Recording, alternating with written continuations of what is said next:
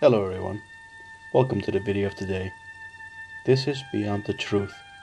Today we are going to be talking about Tassili N'ajjer when the Sahara was habitable.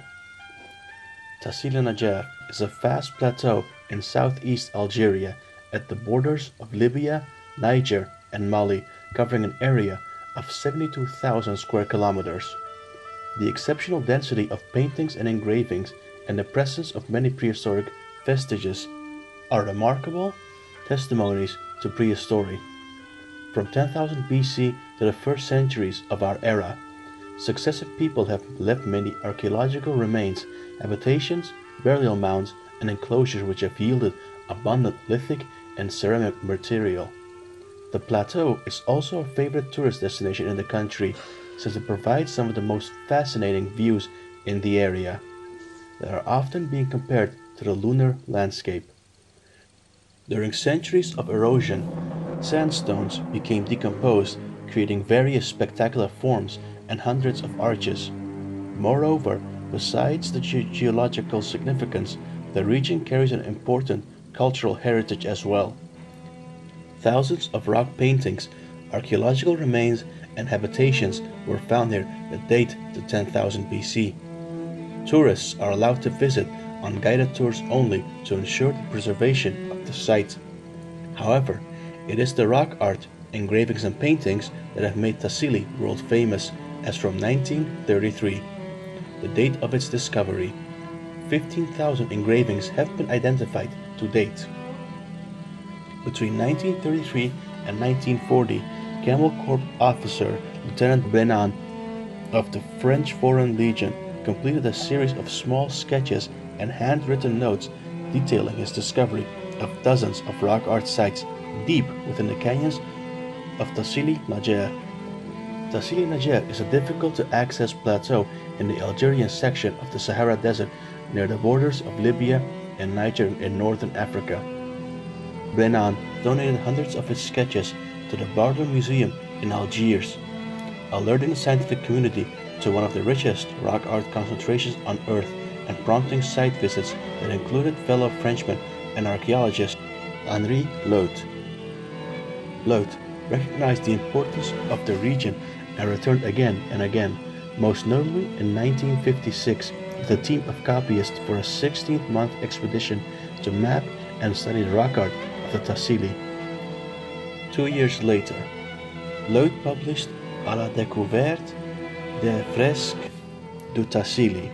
The book became an instant bestseller and today is one of the most popular texts on archaeological discovery.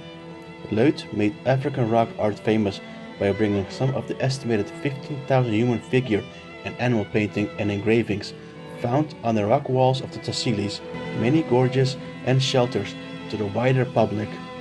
Yet contrary to the impression left by the title of his book, neither Lot nor his team could lay claim to having discovered Central Saharan rock art.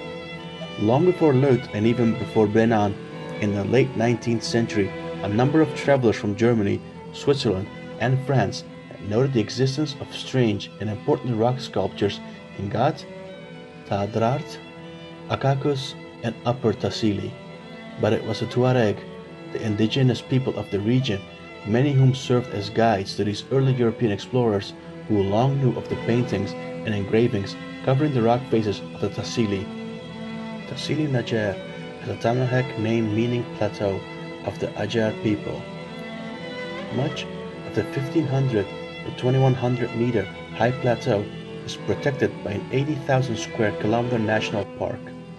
Engravings of animals such as the extinct giant buffalo are among the earliest works, followed later by paintings in which color is used to depict humans and animals with striking naturalism.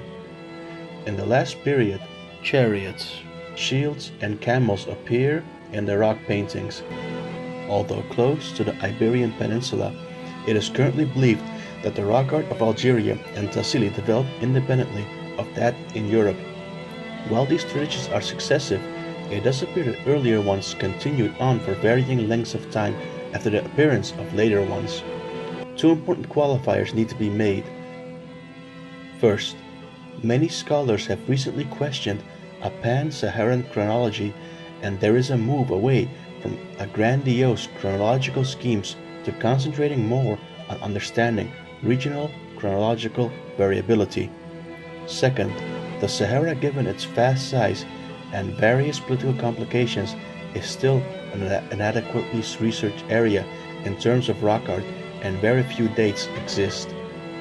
As more work is done and techniques for dating advance, it is likely that this four-period dating scheme will be modified in particular regions and that more will be learned about the origins and demise of Saharan rock art.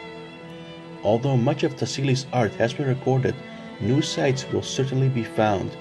Even today, over 50 years after Henri Lot took his team onto Tassili, much work remains to be done. Who painted the round heads, and can we ever learn what the art means? Another question involves the art's conservation for future generations to see, wander over, enjoy, and speculate on its meaning. Vandal sponging paintings for photographic purposes have already diminished their value. Many accessible sites are also stained by graffiti. Thanks for listening, guys. Tell us what you think. Stay safe and toodles.